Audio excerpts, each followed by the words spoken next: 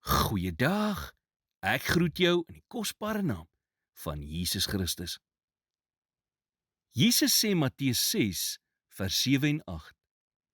En as julle bid, gebruik nie 'n ydelle herhaling van woorde soos die heidene nie, want hulle dink dat hulle deur hul baie woorde verhoor sal word. Moet dan nie soos hulle word nie, want jou Vader weet wat julle nodig het voordat julle hom vra. Wanneer iemand sê ek weet nie hoe om te bid nie, bedoel hulle gewoonlik dat hulle nie weet hoe om te bid soos ander Christene wat hulle al gehoor bid het. En dit is verkeerd, want elke kind van God praat op hulle eie unieke manier met hom. Jesus sê, jy hoef nie bekommerd te wees oor die regte woorde nie, want julle Vader weet presies wat julle nodig het, nog voordat julle hom vra. Jy hoef dus nie selfbewus te wees vir hoe jy bid nie, want God gradeer ons nie op hoe goed ons onsself uitdruk nie. Hy luister meer na ons harte as na ons woorde.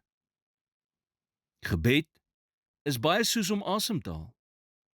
Jy haal instinktief asem. Dit is iets wat net natuurlik gebeur as gevolg van ons oomblik vir oomblik afhanklikheid van suurstof. Dit is hoe God wil hê ons met hom moet kommunikeer. Hy wil hê dit moet iets wees wat net natuurlik kom. Hy wil die lig wees wat ons inasem en die omgewing waarin ons leef. Deur gebed kan ons in voortdurende kontak met God wees. Jesus sê Matteus 6 vers 6, bid jou Vader wat in die verborgene is, en jou Vader wat in die verborgene sien, sal jou in die openbaar vergelde.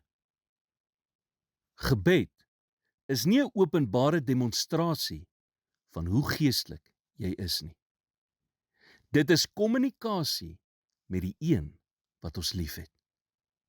Iets wat vra om alleen met hom te wees, weg van onderbrekings en afleidings. Dit gaan daaroor dat jy en jou Vader 'n intieme gesprek het. Here, dankie dat U meer na ons harte luister as na ons woorde. Help my om U altyd met opregtheid en vasberadenheid in elke aspek van my lewe te soek. In Jesus naam bid ek dit. Amen.